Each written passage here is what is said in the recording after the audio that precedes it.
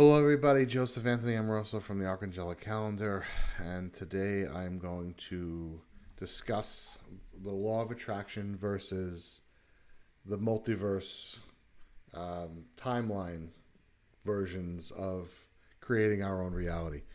So, for those not familiar, the law of attraction is basically a one of many universal laws. It's not just the only universal law. I know a lot of people I harp on this specific law, but there are a bunch of other universal laws that are here.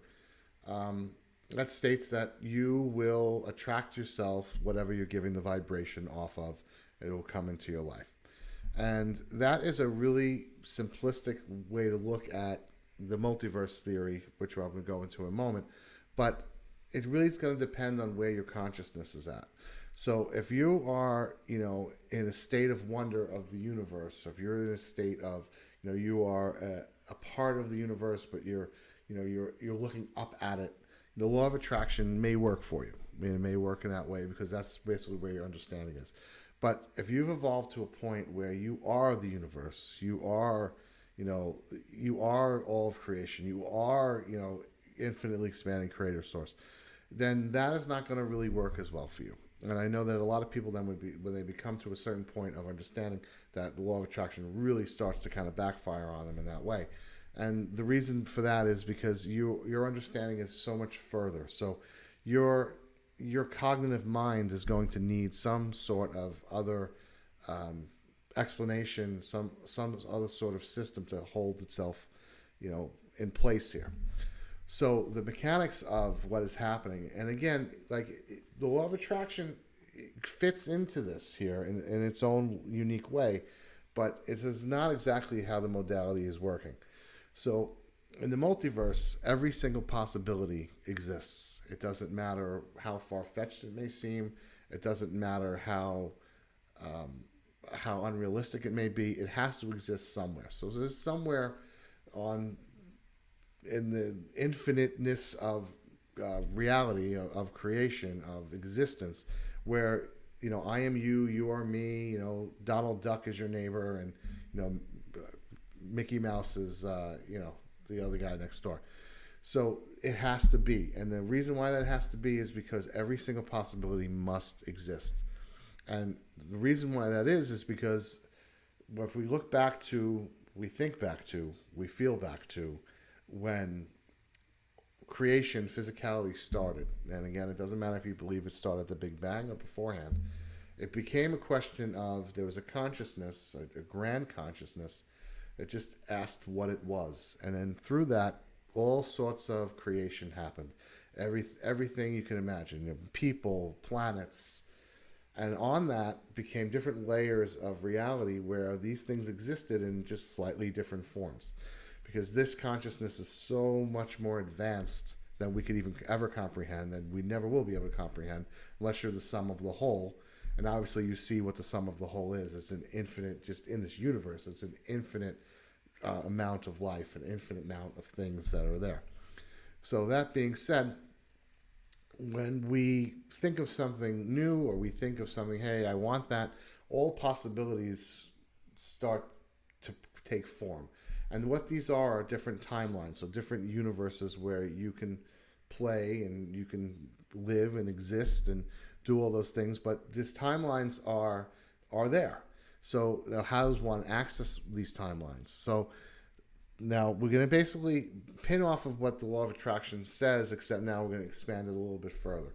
So yeah, you will match your vibration to, whatever is going to fit you best. Now, but in this specific case, instead of thinking of the things that are coming to you, think of yourself as a multiverse traveler, and you're traveling to the timeline where those things are existing.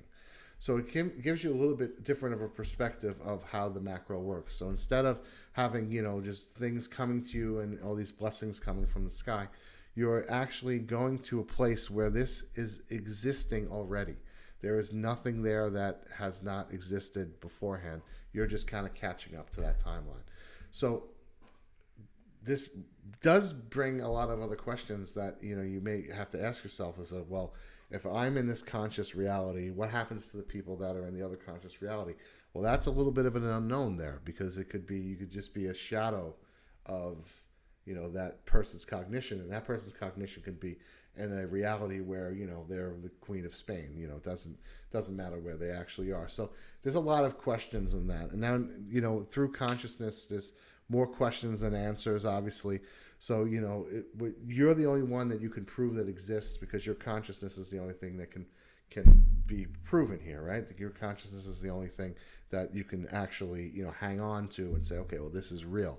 Because everything else around you, again, we know the quantum field and how quantum physics works, is a projection of your consciousness outward. So it begs that question. So if you're trying to master, your reality and to have, positive circumstances happen, yes, absolutely focus on your vibration. Focus on your, having a wonderful aura around you. But don't think for 1 second that things are going to be flying at you like a magnet. Think that you're going to be aligning yourselves with the timeline that matches that vibration. The timeline that is the best match to wherever you are. And these timelines can shift constantly. We want to talk about Mandela effects and things like that, but go even further than that. Think about how you're feeling. You can feel a shift in your reality. And that is, again, moving from timeline to timeline. So reach for the best possible vibration you can get. Reach for the best possible thoughts that you can have, but not because you're worried about, things coming to you, good, bad, or indifferent, because you're striving to live the best possible life that you can in this ginormous multiverse. And the more that you can start to believe that, things are magical, the more that you will go into a magical timeline. The more that you will start seeing things that you cannot explain, and then be comfortable in the mind. A lot of people will say, like, let's say for argument's sake, you walk into your kitchen and you see an archangel standing there. Be quite a difficult task to digest. The mind would really not be comfortable in that point of view. So you're not going to move to a timeline where things like that would happen, and put your mind in a place of disadvantage, because it just can't wrap its head around what's happening. So get that vibration going, raise your consciousness, and start to believe that everything is possible. And I don't mean that in everything is possible based on the parameters of physicality. Everything is possible based on the parameters of further than our imagination. And if you can do that, and one person at a time, as a collective, we all move to those timelines in a cognitive way.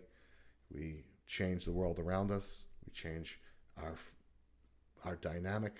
We change everything that life means. We change our relationship to the divine. And on that note, I wish you all wonderful vibrations. Peace.